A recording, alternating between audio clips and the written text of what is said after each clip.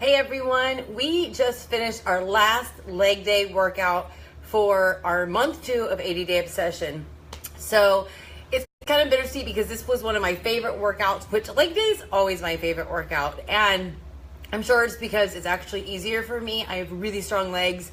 I was really shocked yesterday. I did measurements on my calves, which I never measure, but my husband brought to my attention that my calves were the size of my 13, almost 14-year-olds quads. And so they are like 16 inches.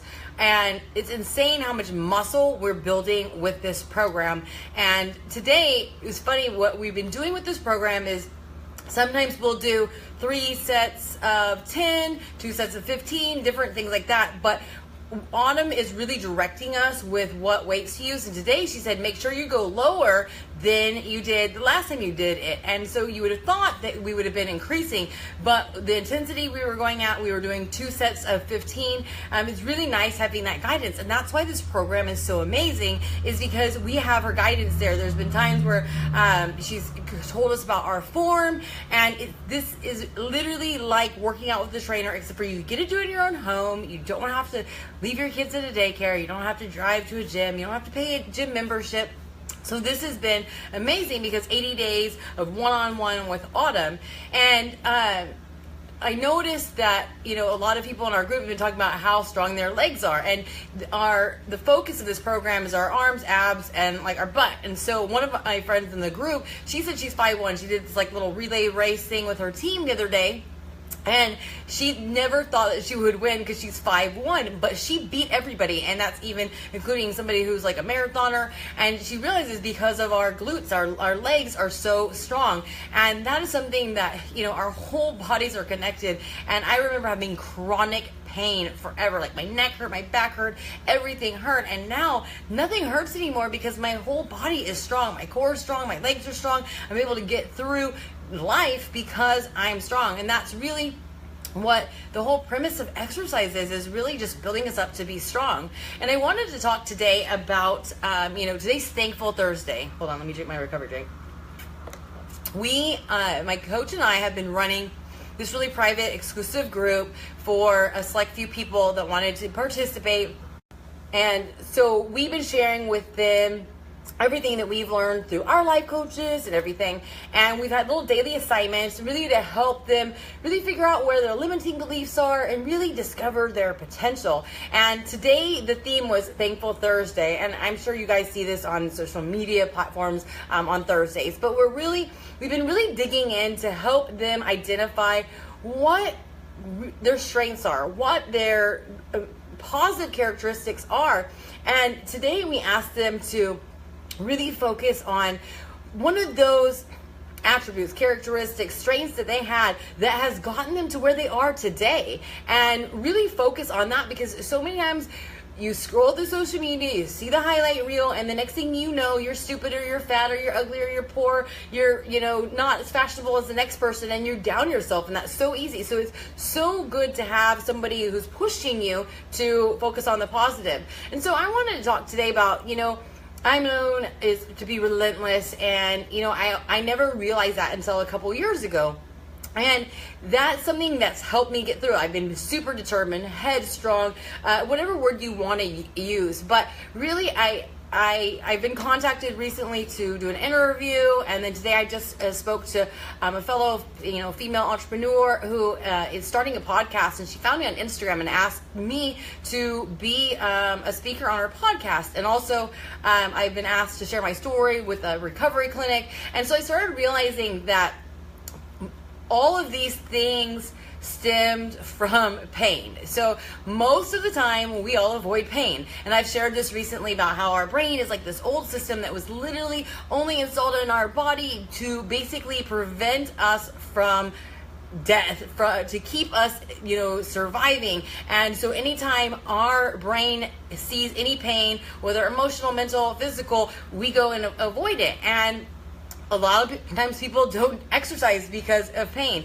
I know for me as a very young child, pain was being beaten by my father. So anything that caused me pain, I avoided. And I really believe that that was why I steered clear of exercise. Because, you know those days where you're like, I'm going to get abs. You do 200 sit-ups, the next day you can barely move. And you're like, fuck that. I'm not doing any exercise. So that's something that I realized that, we have to understand that pain has a purpose. Every pain that you feel has a purpose. And so when I tried to suppress everything that was causing me pain, all the stories, all the things that had happened to me, all the things people had done to me, all of the things that I had done to myself, all of these, woe is me, poor me things, and all these mistakes I made, the more I kept that inside and internalized it, the more inner turmoil I had, the more anger I had, the more bitter I became, the more depressed and withdrawn I became.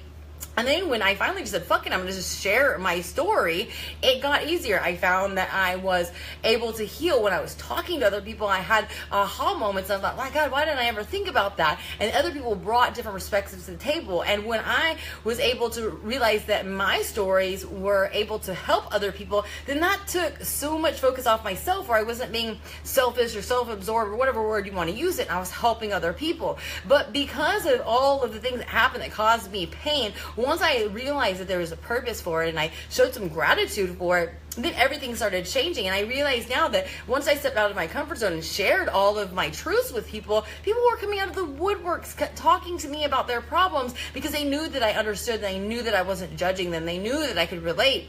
And really, from talking to thousands of people over the last couple of years, I realize now that my problems weren't just mine alone. So many people out there have that. And really, if you think about all the things that cause you pain, I mean, even physical pain, there's a purpose for it, to keep you safe. If you touch a stove and it's hot, you feel pain, you pull your hand back so you don't get burned.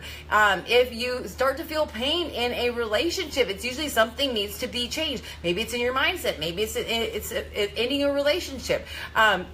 Exercise, it's going to hurt because you've never used some muscles before, but in turn your muscles really repair, and then they grow. And so all of your pain has a purpose. And for me, all the things that I've been through, I realize now are really just stepping stones to help me help other people. And maybe all this pain that I've been through was my purpose, because I sure as hell don't really have a lot of artistic or athletic abilities. So maybe this is it. I don't know, but I know that once you stop feeling sorry for yourself, once you stop blaming people, once you start thinking like, what lesson can I learn from this, then your pain has a purpose. But if you just sit there and feel sorry for yourself and blame everybody else, then it has absolutely no purpose. Today, when I was speaking to my friend that I'm going to speak on our podcast, we were kind of talking about our stories. We have very similar stories, and it's so funny because she's now like a relationship and a life coach, and she has a very similar past as mine. And one might say, like,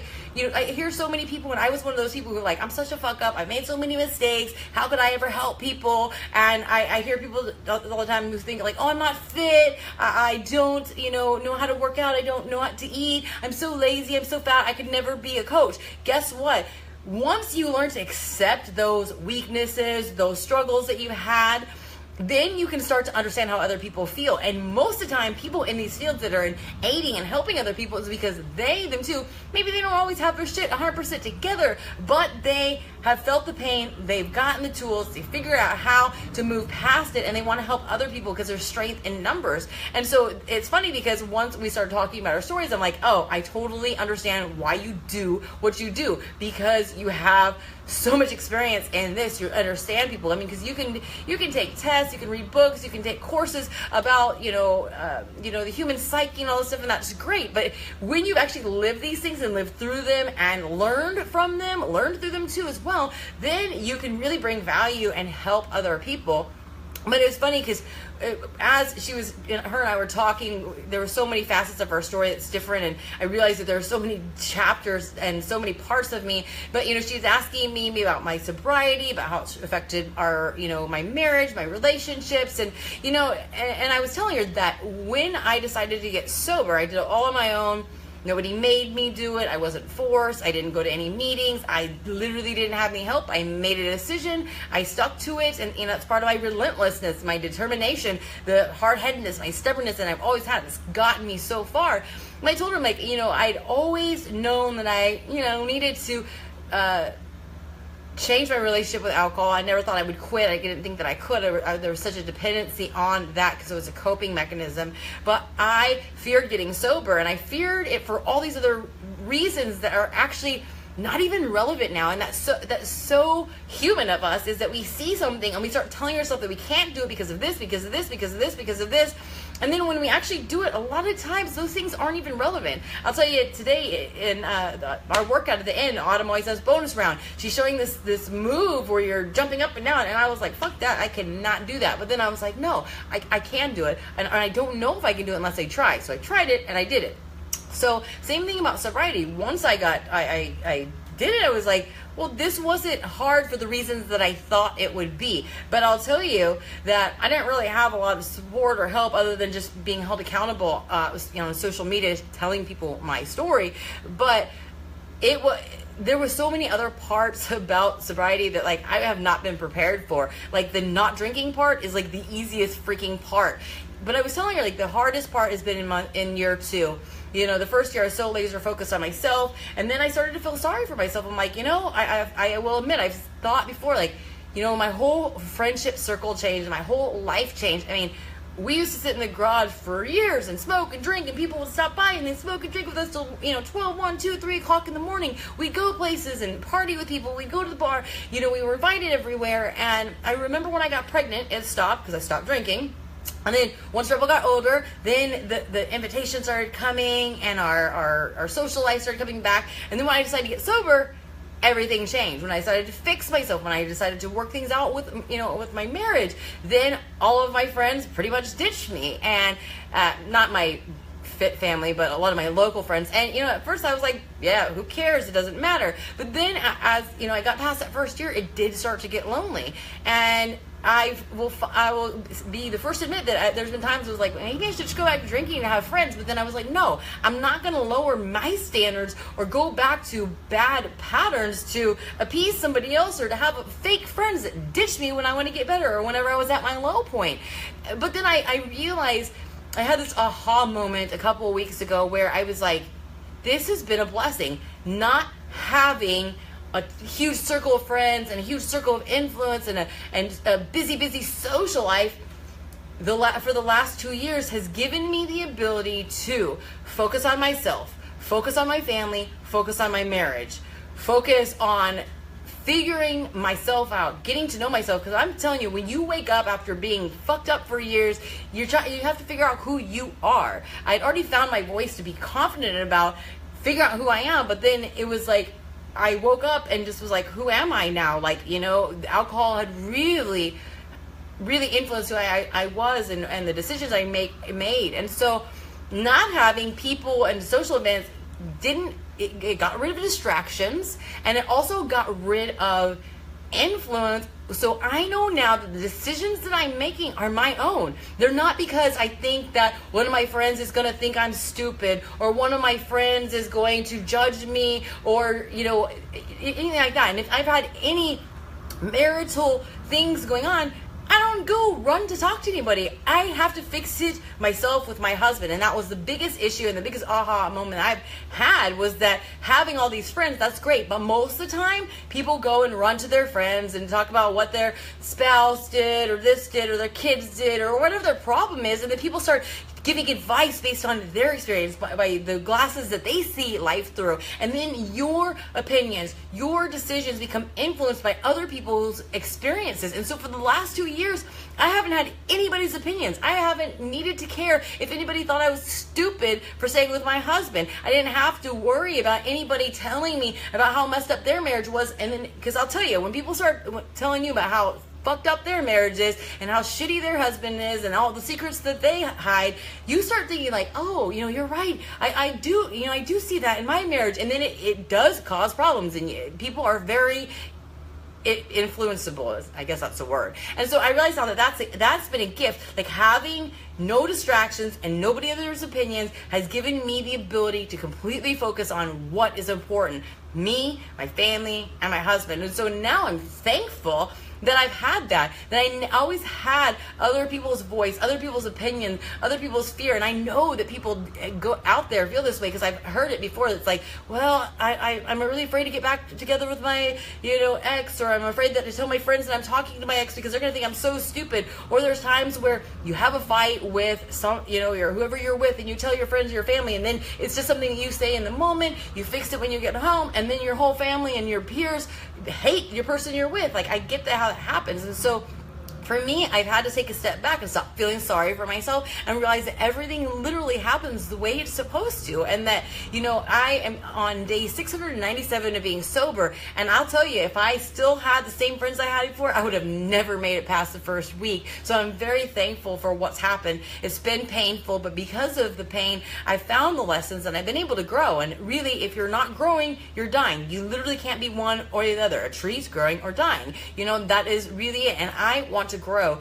I want to progress because that's really what creates happiness. You can achieve things, you can buy things, you can make lots of money, but those things are really just temporary. But whenever you see that you're making progress, especially if you have somebody with you, like I have my husband, I have a team of people that are progressing with me, that brings great satisfaction. So anyways, we are making progress with 80 Day Obsession. I think we have 2 more days. Yeah. And then on Monday, we start a brand new phase 3, the final phase. And I am super pumped because I'm seeing the results that we're all getting, and I know how my body works. The results come in the last phase, and I know I've had good results now, so I know this last phase is going to be amazing. Have a great day.